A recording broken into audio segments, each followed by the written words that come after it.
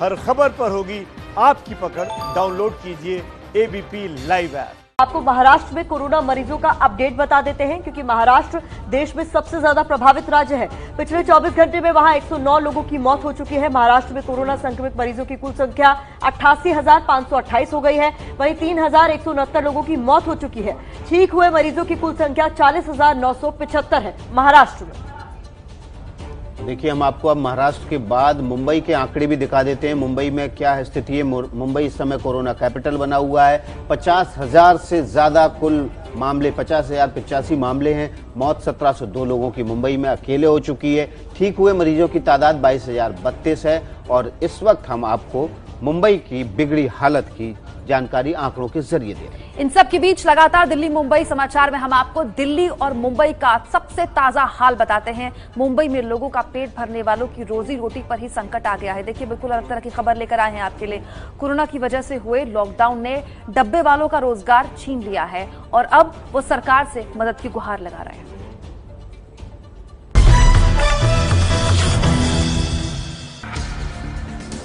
ये मुंबई की दूसरी लाइफलाइन कहे जाने वाले डिब्बे वाले हैं। 100 साल से ज्यादा से ये मुंबई की जिंदगी बने हुए हैं, लेकिन लॉकडाउन में इनके रोजगार पर भी बड़ा असर हुआ है। हालात ये हैं कि 2 वक्त की रोटी के लिए अब इन्हें संघर्ष करना पड़ रहा है।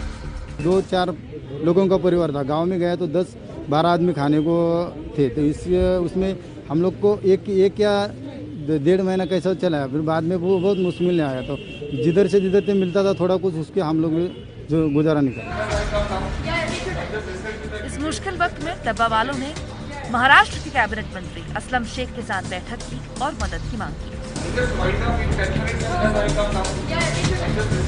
डब्बा वालों ने सरकार से गुजारिश की है कि जब तक उनका काम दोबारा चालू न हो, हर परिवार को 2-2 हजार रुपए दिए जाएं। ये 6-7 हजार डब्बे वाले हैं, तो डब्बे वाले के लिए हम लोग ने सबको जो हमारा सरकार 2-2 हजार कुछ दे रहा है, तो हम डब्बा वालों को मिलना चाहिए, ऐसा हम लोगों ने उनको बताया। महाराष्ट्र सरकार के मंत्री असलम शेख के मुताबिक उन्होंने डिब्बे वालों को खाने की किट दी है और वो जल्द ही आर्थिक मदद भी देंगे। ये खाने का किट महाराष्ट्र राज्य सरकार उनको तब तक देगी जब तक का इनका ये लॉकडाउन खत्म नहीं होता और जब तक ये काम पे फिर से नहीं आते। हम मुख्यमंत्री जी से बात करेंगे और महाविकास आघाड़ी का ये पूरा सोच है कि ये ऐसे समय में हम ये डब्बे वालों के साथ पूरी ताकत से खड़े रहेंगे। दर्शकों को बता दें कि पूरी मुंबई में हर रोज करीब 5,000 डिब्बे वाले 2 लाख से ज्यादा लोगों के घर, दफ्तर तक खाना पहुंचाते हैं। लेकिन लॉकडाउन ने लोगों तक रोटी पहुंचाने वाले इन डब्बे वालों की रोटी पर ही संकट खड़ा कर दिया।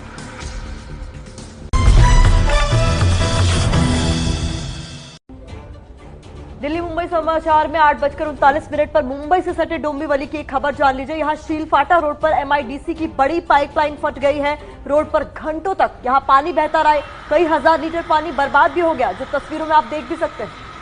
देखिए, इस वक्त तस्वीरें हम आपको मुंबई के पास की दिखा रहे हैं। मुंबई के सटे डोंबिवली में शीलफाटा रोड पर MIDC की ये पाइपलाइन फट गई। इसकी वजह से आप देख रहे हैं बड़े फव्वारे का रूप ले लिया और घंटों तक ये पानी बहता रहा। कई हजार लीटर पानी मुंबई में बर्बाद हो गया। मुंबई के निचले इलाके पीने के पानी की समस्या से दशकों से जूझ रहे हैं और ये देखिए, हजारों लीटर पानी बर्बाद हो गया। महाराष्ट्र की दूसरी खबर का रुख कर लेते हैं। महाराष्ट्र के गृह मंत्री अनिल देशमुख ने हाईवे पर रुककर ड्यूटी पर तैनात सब इंस्पेक्टर श्रीकांत जाधव का जन्मदिन मनाया। देखिए कैसे नेताजी ने कोरोना के कर्मवीर का सम्मान किया। तस्वीरों में आप देख रहे हैं।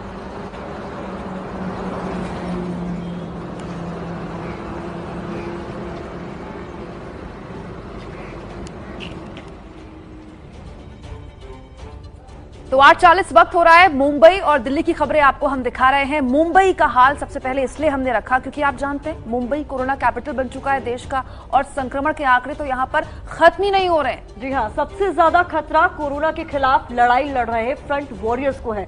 मुंबई में कई स्वास्थ्य कर्मी और पुलिस वाले इसके चलते संक्रमित भी हुए।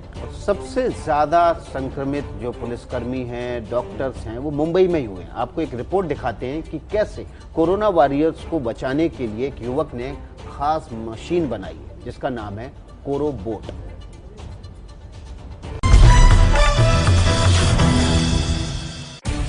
ये कोरोना से लड़ने के लिए नया हथियार है। वो रोबोट जिसे महाराष्ट्र के कल्याण के रहने वाले प्रतीक तिरोडकर ने बनाया है। इस रोबोट का नाम को रोबोट रखा है, जो स्वास्थ्य कर्मियों की सुरक्षा में काफी काम आने वाला है। रोबोट संक्रमित मरीजों तक खाना, पानी, दवाई, फल और जरूरत की हर चीज पहुंचाएगा। रोबोट में एक कैमरा भी लगा है और इसकी सबसे बड़ी खासियत ये है कि ये जहां से गुजरेगा वहां सैनिटाइज स्प्रे भी करता हुआ जाएगा। नर्सेज और वार्ड बॉय का काम करने के लिए हमने ये कोरोबॉट डेवलप किया है। इसमें हमने 3 अलग अलग ट्रे दिए हैं, तो सब ट्रेज में मिलके हम लोग एक साथ 10 से 15 लोगों का खाना पीना जो भी रहेगा वो हम लोग उनको डिलीवर कर सकते हैं। जैसे कि आप ग्लास उसके सामने रखते हो, ऑटोमेटिकली जो वाटर है वो आना चालू हो जाता है। इस रोबोट को कल्याण के सांसद श्रीकांत शिंदे ने कल्याण डोंबिवली म्युनिसिपल कॉर्पोरेशन को सौंप दिया और अब ये अस्पताल में स्वास्थ्य कर्मियों की मदद के लिए तैयार है।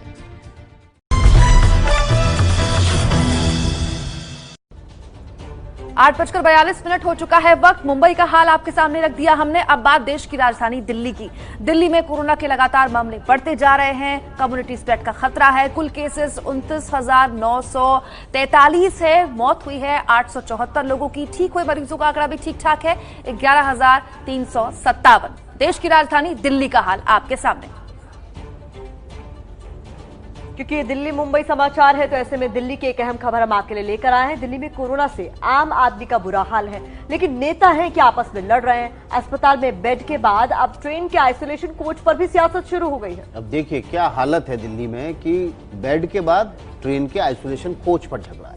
रेलवे ने दिल्ली सरकार को 10 आइसोलेशन कोच दिए, जिसे दिल्ली सरकार ने अभी तक लिया ही नहीं है। दिल्ली सरकार का ये कहना है कि आइसोलेशन कोचेस में ऑक्सीजन बेड हमें चाहिए और वो वहां है नहीं। विवाद क्या है, ये हमारी रिपोर्ट आपको समझाएगी।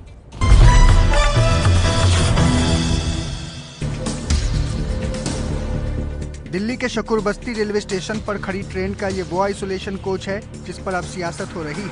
रेलवे ने दिल्ली सरकार को ऐसे 10 कोच हैंडओवर कर दिए हैं।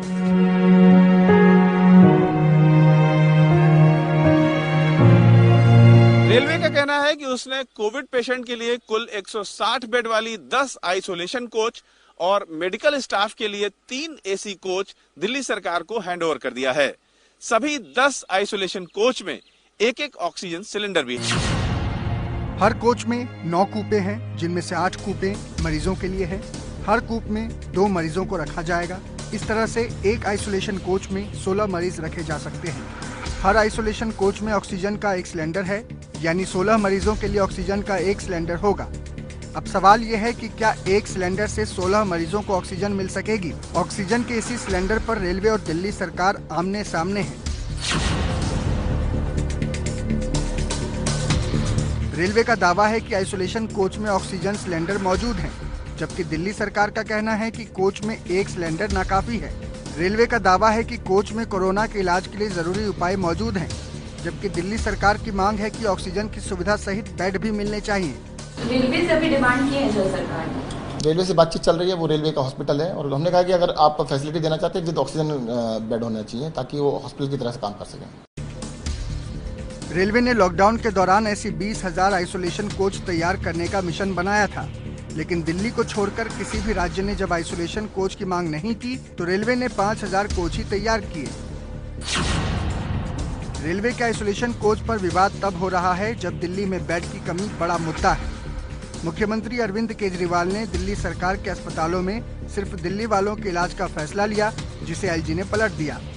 इस राजनीति के बीच कोरोना से संक्रमित दिल्ली का आम आदमी एक अस्पताल से दूसरे अस्पताल तक दौड़ दौड़ कर दम तोड़ रहा है।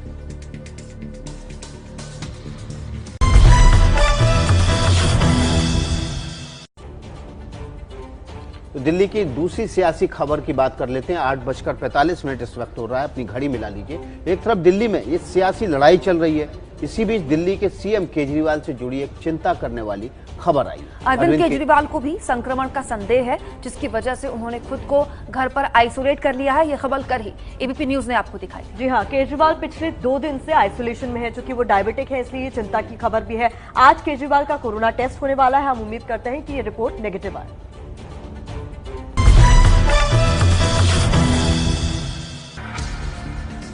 अक्सर कैमरे के सामने मास्क के साथ दिखने वाले दिल्ली के सीएम अरविंद केजरीवाल को भी संक्रमण की आशंका है। लिहाजा एहतियातन केजरीवाल ने खुद को घर पर ही आइसोलेट कर लिया है और आज उनकी कोरोना जांच होने वाली है। सोमवार को दिल्ली के डिप्टी सीएम मनीष सिसोदिया से पता चला कि केजरीवाल को बुखार और गले में खराश की शिकायत है।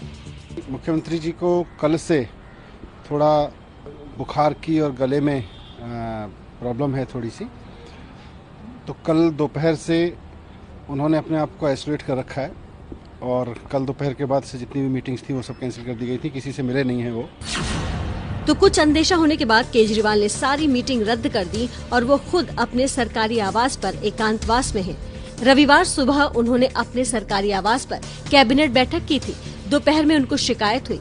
केजरीवाल पिछले 2 महीने से अपनी अधिकतर बैठकें अपने घर से ही वीडियो कॉन्फ्रेंसिंग के जरिए कर रहे हैं। कुछ महत्वपूर्ण बैठकों के लिए दिल्ली के उपराज्यपाल के ऑफिस जाते रहे हैं। 2 जून को केजरीवाल और सिसोदिया उपराज्यपाल दफ्तर में एक बैठक में शामिल हुए थे, जहां अभी तक कोरोना के 13 मामले सामने आ चुके हैं।